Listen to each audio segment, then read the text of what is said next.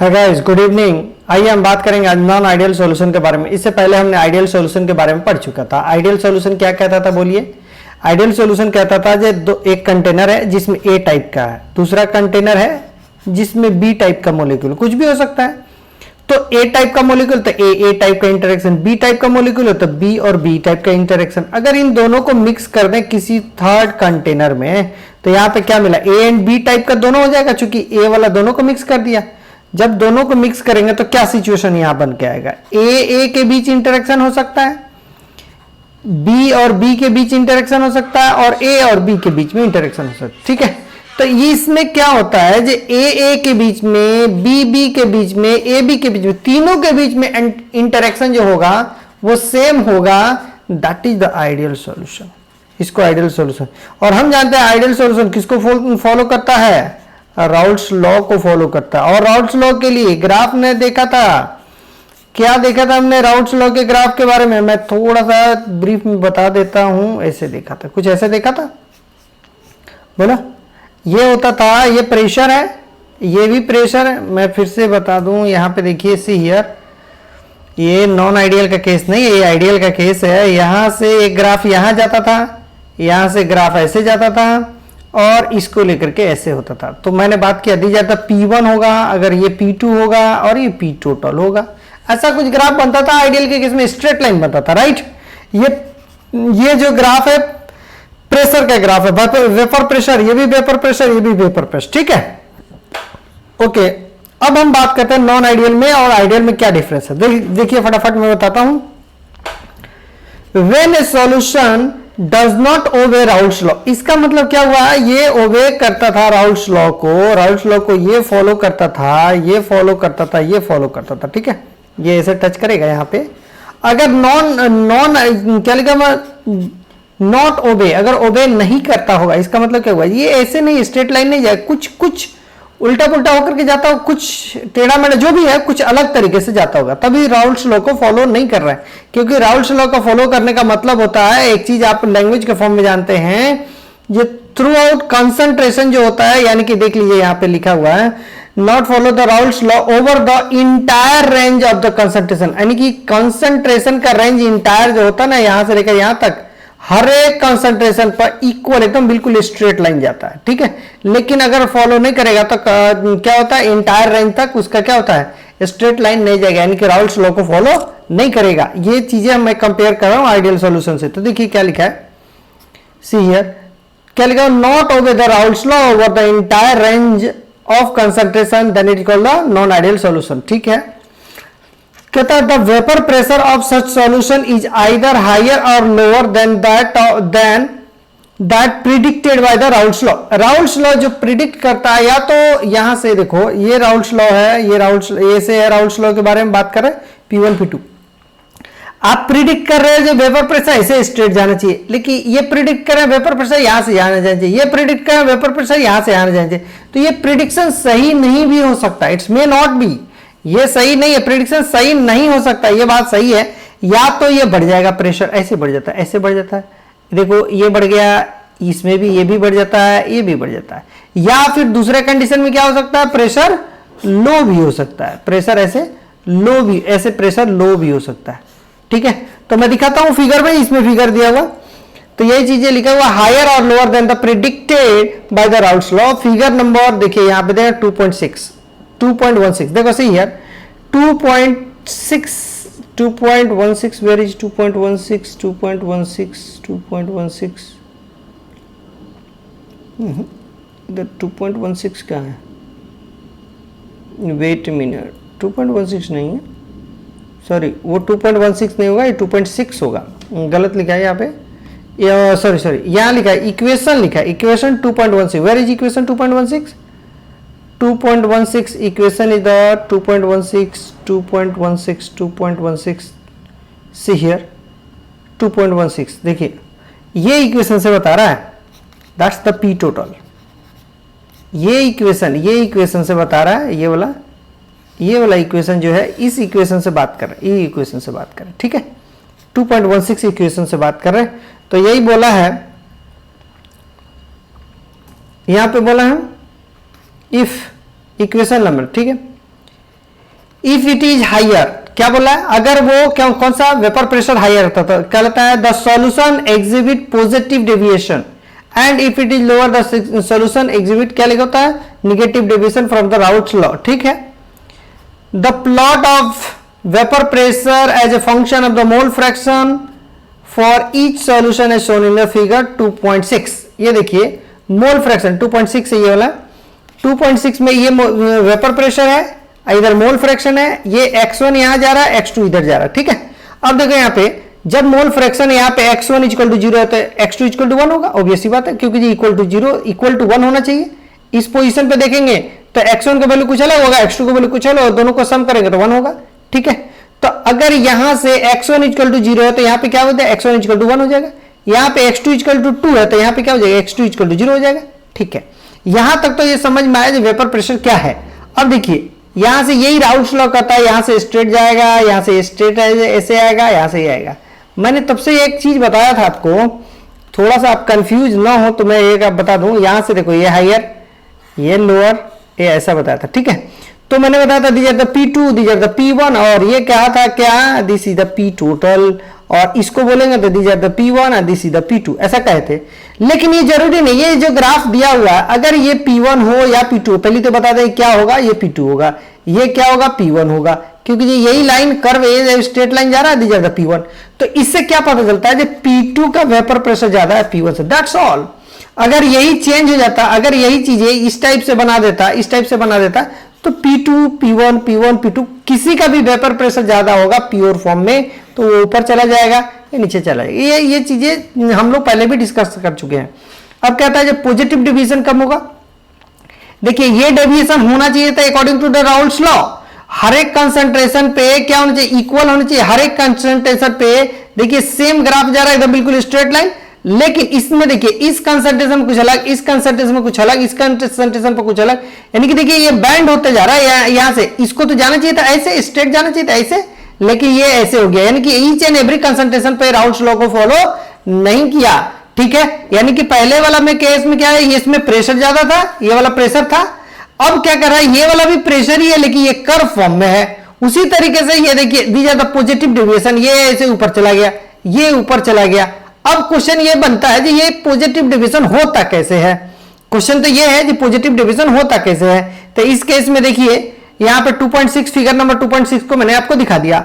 अब देखते हैं the cause for this deviation, कारण क्या है, lie in the nature of the interaction at molecular level, यानी कि मोलिकुलर लेवल का इंटरेक्शन जो होता है ना उसके वजह से ये सब चीजें होती है। तो देखिए क्या लिखा है, in case of the positive deviation from the Raoult's law A B, पहले कंटेनर में देखो इधर ये ए टाइप का है, इस कंटेनर में मैंने रखा बी टाइप का है, और यहां पे मैं रख दिया, ये दोनों को मिक्सअप किया है यहां पे, तो क्या भैया ए का बी भी हो गया। ठीक है, अब देखिए क्या कहता है, ये A B interaction are weaker, A B interaction कहां पे हो सकता है, इस केस में तो ए और ए हो सकता है भैया, ए और ए हो सकता है। इस केस में क्या हो सकता है, बी और बी हो सकता है, क्योंकि प्योर फॉर्म में। इसी केस में ए बी हो सकता है, ए भी हो सकता है, और बी बी भी हो सकता है। इस केस में तीनों आपके पास पॉसिबिलिटी है। ठीक है, लेकिन जब भी हम मिक्सअप कर देते हैं तो हमेशा एक का ही बात करते हैं, ए बी की बात करेंगे हम, दो डिफरेंट मोलिक्यूल होते हैं तो इसके लिए हमेशा, तभी हम इस चीजों को डिफाइन कर पाएंगे। नहीं तो देखिए मैं क्या बताना चाहता हूं यहां पे, in case of the positive deviation from the Raoult's law A B interaction are weaker, यानी कि कहता है जी ये जो इंटरेक्शन है ये बहुत आसान है, टूट जाएगा, और ए और बी बी इंटरेक्शन मजबूत है, ये वाला स्ट्रांग है और ये वाला जो है वीक है। ठीक है, वीकर देन द ए और बी बी, तो that is in this case the intermolecular attractive force between the solvent molecule are weaker than those between the solute molecule।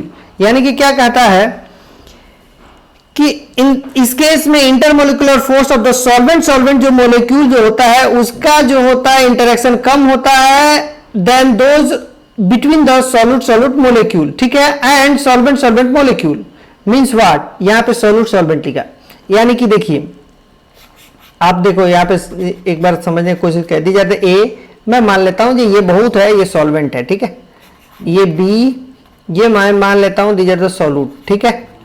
Okay, कहता क्या है कि ए और बी भी, देखिए ए और बी के बीच में कहता है सॉल्यूट और सॉल्वेंट के बीच में वीकर होता है than those of the solute solute और सॉल्वेंट सॉल्वेंट। मींस व्हाट, अगर ये ए और ए के बीच में बहुत अच्छा स्ट्रांग है और बी के बीच में भी स्ट्रांग है, लेकिन कहता है ये दोनों को मिला जब देते हैं ना तो ए बी हो जाता है, ए बी के बीच में वीकर है। अब मैं आपसे पूछ लूं, जे इसमें ए और ए है, इसमें बी और बी है, इसका वेपर प्रेशर ज्यादा होगा कि इसका ज्यादा होगा कि इसका ज्यादा होगा, किसका ज्यादा होगा बोलो? तो हम तो यही जानते हैं ना कि वेपर प्रेशर उसका ज्यादा होता है जो कि जो मोलेक्यूल अगर एग्जिस्ट कर रहा है, ये मोलेक्यूल एग्जिस्ट कर रहा है, तो इसका बॉन्ड टूटने में कितना आसानी से ये टूट जाएगा, उतने आसानी से इवेपोरेट कर देगा ए, क्योंकि ये ए एक दूसरे से पकड़ के रखा है ना, ज्वाइंट होकर रखा है। उसी तरीके से ए बी के बीच में कितने आसानी से ये टूट जाएगा, आसानी से निकल जाएगा, ए भी निकल जाएगा, बी भी निकल जाएगा। यानी कि हमको यहां पे ये देखना है कि इंटरमोलिकुलर फोर्स ऑफ अट्रैक्शन किसका वीक है, तो किसका वीक है, ए बी का। जब इसका वीक है तो थोड़ा सा बॉयल करेंगे ना, ये खटक दे, ये टूट जाएगा, ये भी बाहर चल जाएगा, ये भी बाहर चला जाएगा।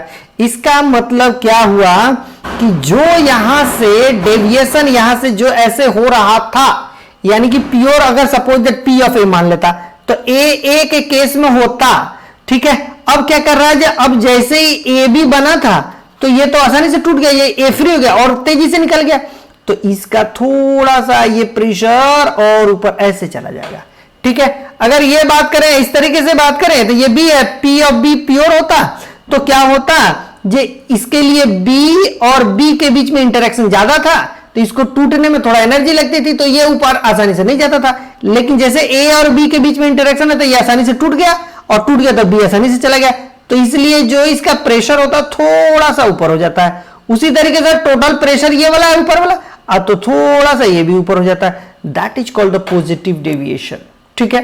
यानी कि उसके लिए क्या होता है, पॉजिटिव डेविएशन माने प्रेशर थोड़ा सा बढ़ गया, पहले जो प्रेशर होता था पार्शियल प्रेशर इंडिविजुअल का होता था उससे थोड़ा ज्यादा हो गया due to the weak bond force of attraction दोनों के बीच के क्या है, वीक है। देखिए सॉल्यूट एंड सॉल्वेंट मोलिक्यूल के बीच में solute and solvent molecule are weaker लिखा हुआ, वीकर देन द किसके किसके, सॉल्यूट सॉल्यूट या सॉल्वेंट सॉल्वेंट मोलिक्यूल, ठीक है।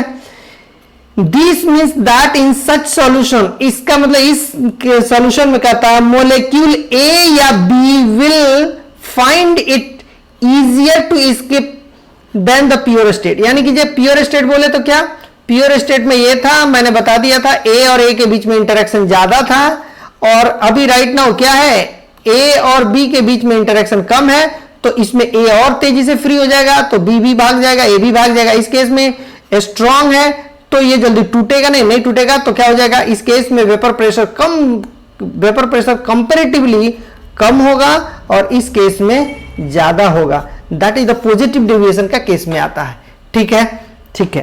तो इसीलिए लिखा है एस्केपिंग टेंडेंसी क्या होता है, जब हमारे पास सॉल्यूशन बन जाएगा, ये लिखा हुआ it means that the such solution, इस सॉल्यूशन में एस्केपिंग टेंडेंसी ए का और बी का ज्यादा होता है as compare to the pure state, यानी कि ए के बीच में रख दें या बी के बीच में रख दें, तो इसमें एस्केपिंग टेंडेंसी कम होता है क्योंकि इसको टूटता नहीं है जल्दी से, ठीक है। ओके, नेक्स्ट बोलता है this will increase the vapour pressure, क्योंकि इसी के कारण this will increase the vapour pressure, यही प्रेशर को इंक्रीज कर देता है and result in the positive deviation, ठीक है। ये पॉजिटिव डेविएशन का ये है। नेक्स्ट बोलता है मिक्सचर ऑफ इथेनॉल, ये आपको याद रखना साहब, mixture of ethanol and acetone जो होता है बिहेव्स इन दिस मैनर, कौन सा मैनर भाई, पॉजिटिव डेविएशन। यानी कि ये क्या करेंगे, इथेनॉल को अगर रख देंगे तो इथेनॉल जो होता है इसके लिए C2H5OH कर देंगे, इसमें हाइड्रोजन बॉन्ड कहीं ना कहीं बनता है। एसीटोन की बात करें तो इसके लिए भी कहीं ना कहीं हाइड्रोजन बॉन्डिंग बनता है, लेकिन ये दोनों को जब मिक्स कर देते हैं तो इस केस में क्या हो जाएगा, हाइड्रोजन बॉन्डिंग नहीं बनता है, कहीं ना कहीं डिस्टर्बेंस आता है, जिसकी वजह से क्या हो जाता है, दोनों के बीच दो मोलिक्यूल मिल जाता है तो उसका लिए बीच में वीक हो जाता है, जिसकी वजह से आसानी से पॉजिटिव डेविएशन शो करता है। तो आपको ये वाला पहला आपको ध्यान रखना है फर्स्ट ऑफ ऑल। दूसरी बात कहता है जो इन प्योर एल्कोहल की बात कर रहे हैं, the molecule are hydrogen bonding, देखिए ये एल्कोहल है ना, तो इसमें हाइड्रोजन बॉन्डिंग बनाता है ऑन एडिंग एसीटोन, जैसे ही एसीटोन मिलाते हैं its molecule get in between the hosted molecule and break some of the hydrogen bonding between them. मतलब क्या बोला, देखिए C2H5OH इसके बीच में कहीं ना कहीं C2H5OH के बीच में हाइड्रोजन बॉन्डिंग बनता था, H बॉन्ड इसमें बनता था, लेकिन जैसे ही एसीटोन मिला दिया तो ये क्या करता है, एसीटोन यहाँ पे आकर बैठ जाता है, एसीटोन एसीटोन आकर बैठ जाता है, तो इसका हाइड्रोजन बॉन्डिंग ब्रेक हो गया, यानी कि ये भी ब्रेक हो गया, ये भी ब्रेक हो गया, ये बीच में बन गया, बैठ गया यहाँ पे, तो बैठ गया, जिसकी वजह से हाइड्रोजन बॉन्डिंग बना नहीं, जिसकी वजह से ये स्किपिंग नहीं, इसको भी आसानी से, इसको भी आसानी से ये स्किप कर जाता है। इवन ऑल्सो कि ये अल्कोहल और एसीटोन के बीच में ये स्ट्रांग नहीं होता तो ये भी बाहर जाएगा, ठीक है, जिसके वजह से ये वाला पॉजिटिव डेविएशन। नेक्स्ट लिखा है due to the weakening of interaction the solution shows positive deviation from the Raoult's law, और फिगर नंबर इतना देखिए ए लिखा हुआ है, figure number A, in this solution formed by adding the carbon, ओ यहां पे देखिए कौन सा सॉल्यूशन है, in this solution formed by adding carbon disulphide CH2 to the acetone, acetone में CH2 जब मिला देंगे तो क्या हो जाता है, the dipole interaction between the solute solvent molecule are weaker, यानी कि ए और बी के बीच में कमजोर कर देता है, than the respective interaction among the solute and solvent molecule, this is the positive deviation. इसका मतलब क्या समझ में आया, अगर इथानॉल, बस इतना ध्यान रखिए, इथानॉल को एसीटोन में मिला दो और कार्बन डाइसल्फाइड को एसीटोन में मिला दो तो दोनों के केस में पॉजिटिव डेविएशन देगा। आपके पास आपके पास क्या मिला, दो आपके पास एग्जाम्पल मिले, ये दो एग्जाम्पल ही पूछेगा और कुछ नहीं पूछेगा इसमें से, ठीक है। Interaction that is shows the positive deviation. अब देखते हैं यहां पे, देखिए एक और चीजें दिखा हुआ, in case of the negative deviation, अब निगेटिव डेविएशन पे चलेगा, in case of the negative deviation from the Raoult's law the interaction the intermolecular attractive force between A B are weaker, यानी कि कहता है जे ए और ए के बीच में और बी के बीच में वीकर है, जबकि इसका मतलब साफ पता चलता है ए और बी के बीच में जो होगा दी ज्यादा स्ट्रांग होगा। इसका मतलब यही पता चलता भाई, ये स्ट्रांग होगा। इसका मतलब क्या है, इसमें से अगर ए भी मिला दीजिएगा तो क्या ये बाहर जाएगा आसानी से, ये वाला बाहर जाएगा आसानी से, नहीं, ये टूटेगा ही नहीं, ये बॉन्ड टूटेगा नहीं, क्योंकि ये स्ट्रांग बॉन्ड है और ये आसानी से टूट जाएगा, तो ए भी बाहर जाएगा, बी भी बाहर जाएगा, इसमें से ये भी टूट जाएगा तो ये भी जाएगा, ये भी जाएगा। इसका मतलब क्या समझ में आया कि जब भी मिक्सचर कर देंगे तो जो हमारे पास ये डेविएशन होता था यहां पे, वो अब थोड़ा सा नीचे, क्योंकि जो अब बॉन्ड मजबूत हो गया तो बाहर जाएगा नहीं, उड़ेगा नहीं, वो इवेपोरेट नहीं करेगा। वन सेकेंड ये भी निगेटिव से जाएगा, वन सेकेंड ये टोटल प्रेशर है तो ये भी निगेटिव से जाएगा। साफ पता चलता है ये निगेटिव डेविएशन का मतलब जो पहले प्रेशर था उससे कम कर दिया, क्योंकि ये दोनों के बीच में बॉन्ड क्या हो गया, काफी स्ट्रांग हो गया। Yes sir no. नेक्स्ट बात करते हैं यहाँ पे, तो ये वीकर क्या लिखा है, ए और बी के बीच में weaker than that those between the A B, यानी कि ये कहता है ए बी के बीच में जितना इंटरेक्शन था उससे इसमें जितना इंटरेक्शन है उससे कम इसमें इंटरेक्शन, ए और ए के बीच में या बी और बी के बीच में इंटरेक्शन है, कम है कहने का मतलब, and leads to decrease in the vapour pressure resulting in negative deviation, यानी कि जिसका कारण क्या होता है, जे इस केस में जब सॉल्यूशन मिलाते हैं तो इवेपोरेट कम करेगा, क्योंकि इसको टूटने में ज्यादा एनर्जी चाहिए तो कम इवेपोरेट करेगा, जिसके वजह से ए साहब ये जितनी सारे निगेटिव पॉजिटिव बातें कर रहे हैं सबके लिए टेम्परेचर फिक्स कर रहे हैं। इसके लिए अगर टेम्परेचर 25 तो इसके लिए भी टेम्परेचर 25 तो इसके लिए भी टेम्परेचर 25, तभी हम निगेटिव पॉजिटिव डेविएशन के बारे में बात कर सकते हैं। और वेपर प्रेशर ऑलवेज टेम्परेचर के ऊपर डिपेंड करता है। तो नेक्स्ट, तो ये हुआ आपके पास निगेटिव डेविएशन, ठीक है। An example of this type of mixture देखिए, फिनॉल एंड एनिलीन, ये एकदम तोता की तरह रट लो, तोता की तरह रट लो, क्या, फिनॉल एंड एनिलीन, ठीक है।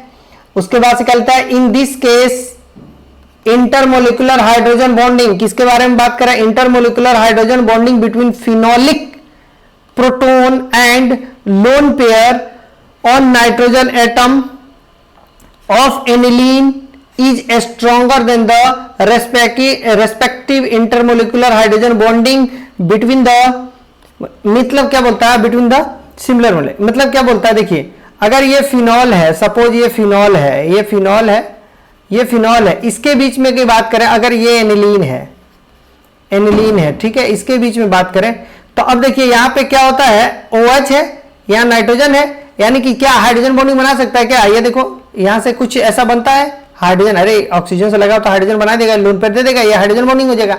लेकिन जब यहां पे क्या होगा, पहला केस हुआ, इस केस में हाइड्रोजन बॉन्डिंग बनाने के, अगर ये देखो यहां पे फिनॉल बना देता हूं मैं, ये वाला OH बना दिया, अकेला है केवल, ये एनिलीन है, केवल एनिलीन है, ये वाला है अकेला है। दोनों के केस में जब बात करते थे तो इस केस में वाटर के साथ हाइड्रोजन बॉन्डिंग बनाता, ये भी वाटर के साथ हाइड्रोजन बॉन्डिंग बना लेता था। लेकिन जैसे ही इसको मैंने दोनों को मिक्सअप कर दिया तो क्या सिचुएशन बन गया, यहां पे देखिए ये दोनों आपस में हाइड्रोजन बॉन्डिंग बना लिया और स्ट्रॉन्ग बना लिया।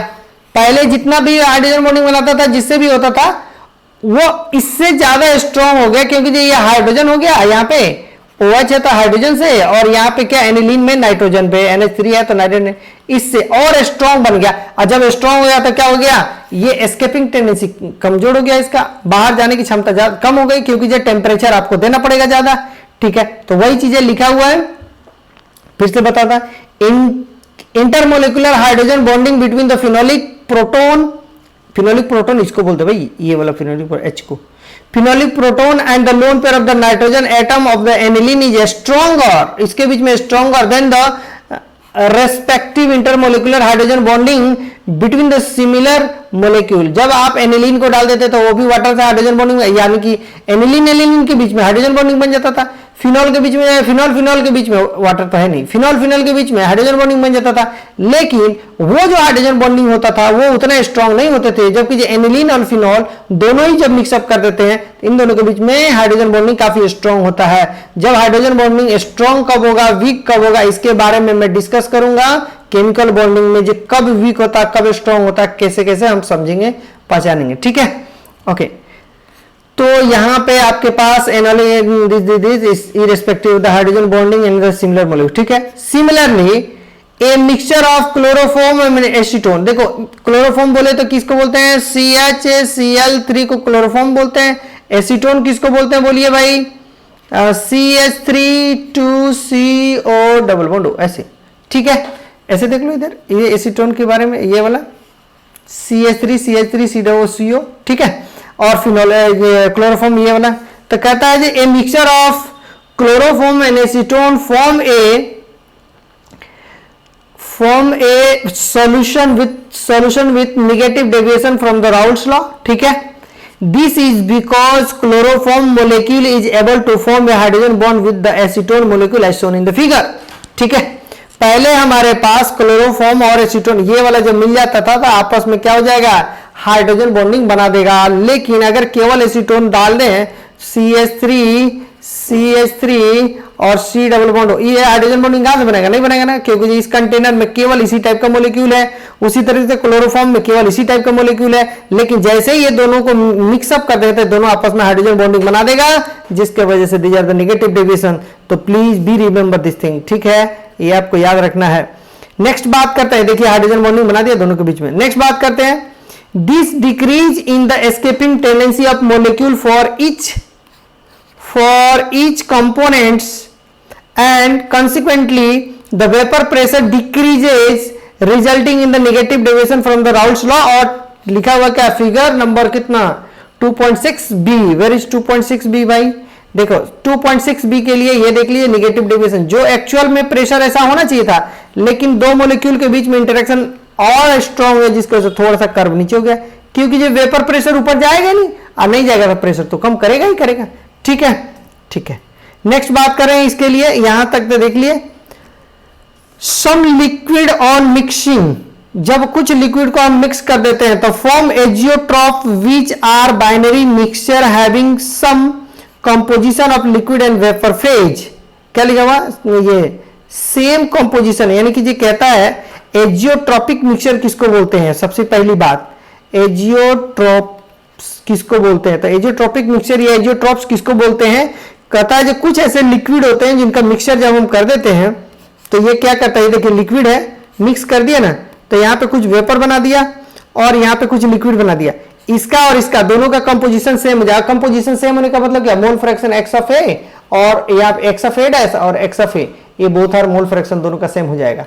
यानी कि ये क्या करेंगे, जब भी फ्रैक्शनल डिस्टिलेशन चाहे कुछ और करेंगे तो आसानी से सेपरेट आउट नहीं हो पाएगा, इसको एजियोट्रॉप बोलते हैं। देखते हैं आगे में क्या होता है। सी हियर, तो एजियोट्रॉप में which is the binary solution, binary solution का मतलब दो, having the same composition in liquid and vapour phase and boiled at constant temperature. ये बहुत इंपॉर्टेंट है, एजियोट्रॉप हमेशा क्या होता है, एक कांस्टेंट टेम्परेचर पे बॉयल होता है, जबकि इसको अलग अलग टेम्परेचर में, चूंकि वेपर फेज में जो होता है उसके लिए एनर्जी बहुत ज्यादा होती है, तो उसको बॉयल होने में कोई टाइम नहीं लगना चाहिए। लिक्विड के लिए बहुत आसानी से नहीं होना चाहिए, थोड़ा टाइम लगना चाहिए, लेकिन कहता है नहीं, ये एक ऐसा मिक्सचर होगा जिसका बॉइलिंग पॉइंट ऑलवेज कांस्टेंट होगा। तो देखते हैं, मैं आगे बताता हूं जो बॉइलिंग पॉइंट कांस्टेंट, लेकिन ये आपको ध्यान रखना, बॉइलिंग पॉइंट हमेशा एजियोट्रॉप मिक्सचर का कांस्टेंट होता है। देखिए क्या लिखा, in such case it is not possible to separate, इसको सेपरेट करना पॉसिबल नहीं है, separate the component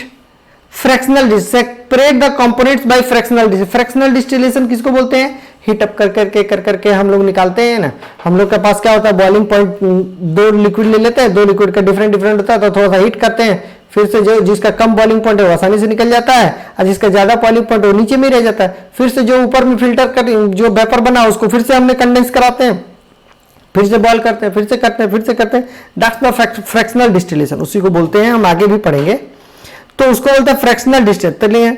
there are two types of azeotropic mixture. पहली बात बोलता है जी मिनिमम बॉइलिंग पॉइंट एजियोट्रॉप किसको बोलते हैं भाई, और उसके बाद सेकंड बोलता है मैक्सिमम बॉइलिंग पॉइंट एजियोट्रॉप बोलते हैं। ठीक है, तो मिनिमम बॉइलिंग पॉइंट एजियोट्रॉप और मैक्सिमम बॉइलिंग पॉइंट एजियोट्रॉप के बारे में बात कर रहे हैं। तो हम जानते हैं एक चीज और, देखिए वेपर प्रेशर जिसका ज्यादा होगा उसका बॉइलिंग पॉइंट कम होगा या ज्यादा होगा, बोलो। और वेपर प्रेशर की बात करें तो जिसका वेपर प्रेशर ज्यादा उसका बॉइलिंग पॉइंट कम या ज्यादा, उसका बॉइलिंग पॉइंट कम। यानी कि अगर बात करें इस टाइप की बात करें, ये देखो ये सपोज दैट ये वाला मैं मान लेता हूं पी ऑफ ए, तो इसका बॉइलिंग पॉइंट कम होगा या ज्यादा, चूंकि इनवर्स रिलेशन। अगर और ये क्या है पी ऑफ बी, इसका मतलब क्या समझ में आया, जो वेपर प्रेशर पी ऑफ ए का ज्यादा है और पी ऑफ बी का कम है, बट बॉइलिंग पॉइंट की बात करें तो इसका बॉइलिंग पॉइंट ज्यादा होगा, ये करो बॉइलिंग पॉइंट ऑफ बी का ज्यादा होगा और ए का कम होगा, क्योंकि इनवर्स रिलेशन है। ठीक है, ठीक है। तो हम क्या सीखेंगे, जिसका वेपर प्रेशर ज्यादा उसका बॉइलिंग पॉइंट कम, और जिसका बॉइलिंग पॉइंट या जिसका वेपर प्रेशर ज्यादा उसका बॉइलिंग पॉइंट कम, और जिसका वेपर प्रेशर कम उसका बॉइलिंग पॉइंट ज्यादा।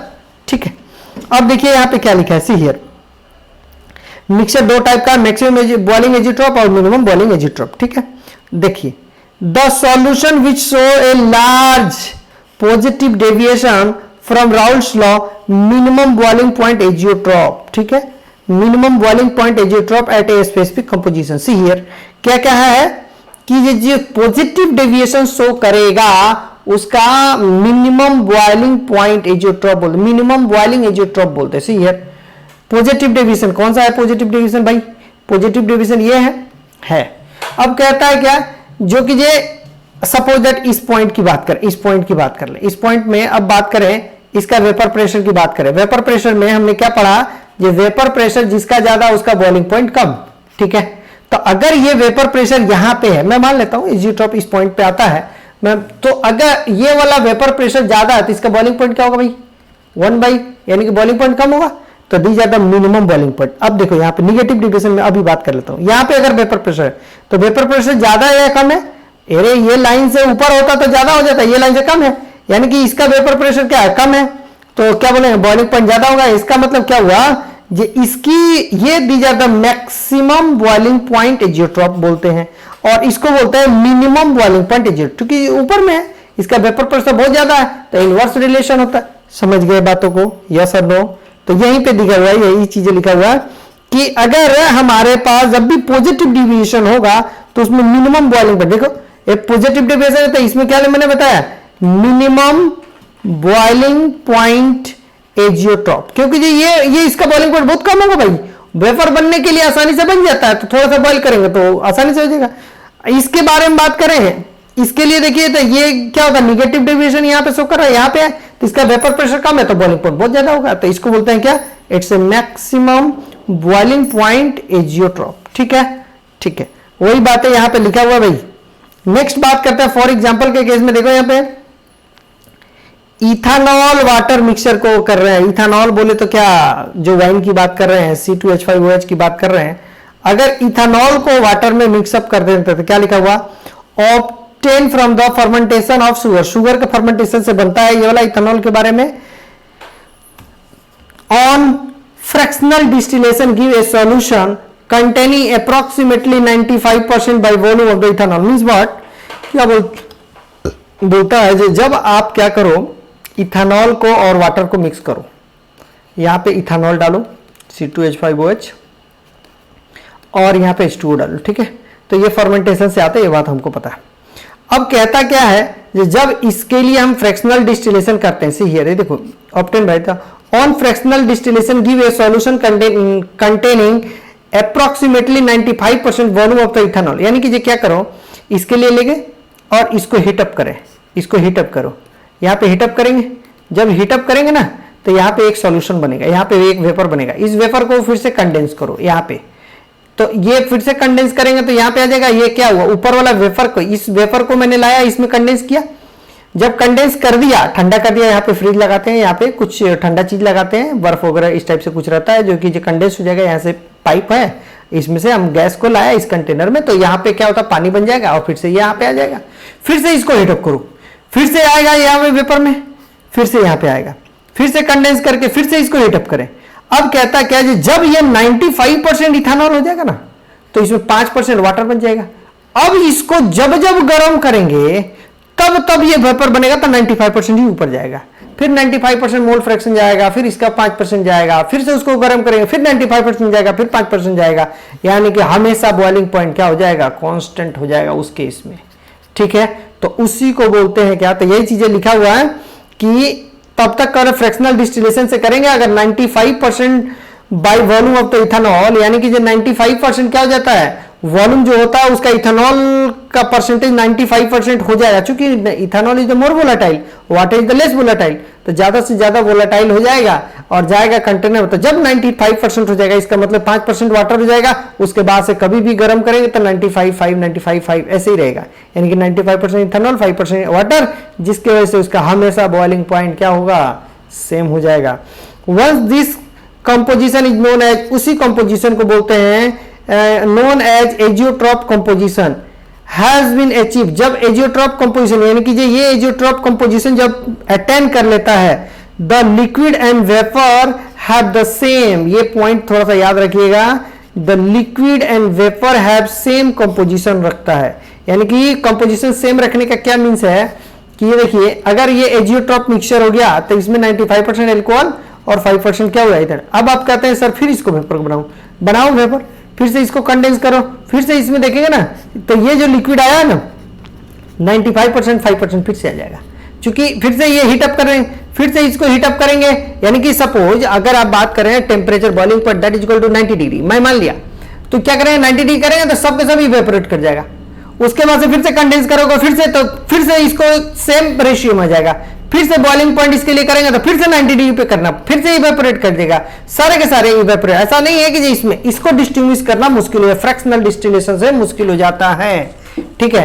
तो इसीलिए बोला जो 95% और 5% का रेशियो हो जाएगा, उस मिक्सचर को हम बोलते हैं एजियोट्रॉप, क्योंकि जो बॉइलिंग पॉइंट ऑलवेज सेम हो जाएगा।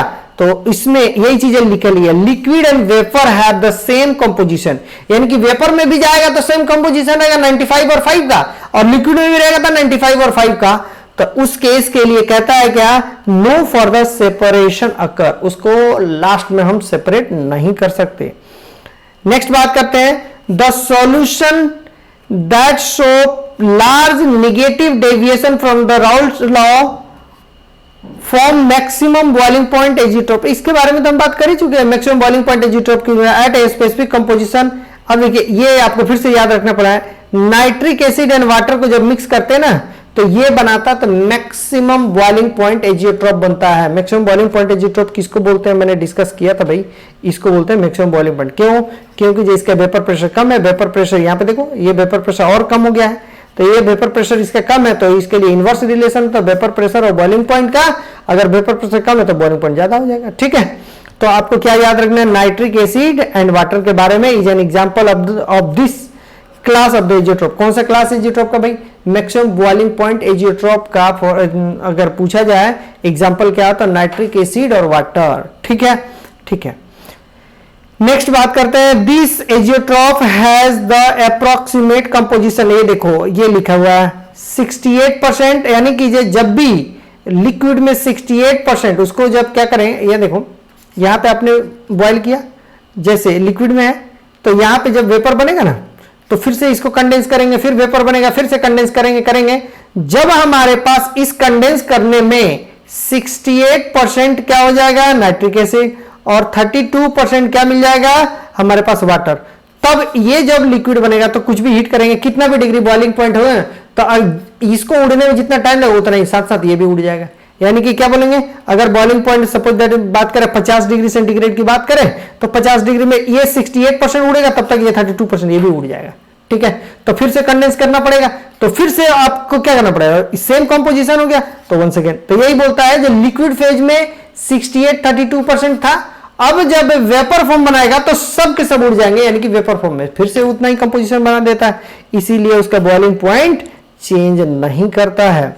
तो कहता है ये आपको ध्यान रखना है क्या, कि 68% nitric acid and 32% water by mass, weight के हिसाब से, वो बाय वॉल्यूम था भाई, ये 95% 5% बाय वॉल्यूम था, ये क्या करता है बाय वेट है। देखिए नीट यहीं से क्वेश्चन पूछता है, नीट और जे यही से पूछेगा, ये बताओ मैक्सिमम बॉइलिंग पॉइंट एजियोट्रॉप के लिए, एजियोट्रॉप में नाइट्रिक एसिड और वाटर को मिलाते हैं तो कितने परसेंट पे क्या होता है, ये बस परसेंटेज पूछ देगा आपको। एनसीईआरटी का एक लाइन बहुत important, nitric acid water by मास, ठीक है, विद द बॉइलिंग पॉइंट इतने बॉयल करेंगे, यानी कि कहता है 393.5 केल्विन पे अगर बॉयल करेंगे ना तो 68% और 32% का रेशियो ऑलवेज मेंटेन रहेगा। ठीक है, तो ये रहा आपके पास अभी तक का नॉन आइडियल सॉल्यूशन के बारे में। बाकी अगर वीडियो आपको पसंद पड़ा हो, अच्छा लगा हो, तो प्लीज आप लाइक कर दीजिएगा, सब्सक्राइब कर लीजिएगा और उन बच्चों तक जरूर शेयर कर लीजिएगा जो आपके फ्रेंड्स हैं, जिसे वाकई इसे रिक्वायरमेंट है। ठीक है, तो चले नेक्स्ट क्लास में इंटेक्स क्वेश्चन के बारे में बात करेंगे। इंटेक्स क्वेश्चन के अलावा मैं बात करूंगा कोलिगेटिव प्रॉपर्टी के बारे में बात करेंगे। तो please colligative property the most important point, पूरे सॉल्यूशन का सबसे ज्यादा इंपॉर्टेंट है। अगर कहीं पे भी आपको किसी भी तरह से डाउट हो तो प्लीज आस्क मी, अगर जब तक आप कमेंट नहीं करेंगे तब तक मैं बता नहीं पाऊंगा कि आपके पास क्या दिक्कतें हैं। ठीक है, तो चलें फिर से मिलते हैं नेक्स्ट वीडियो में। ठीक है, okay, thank you so much, thank you so much.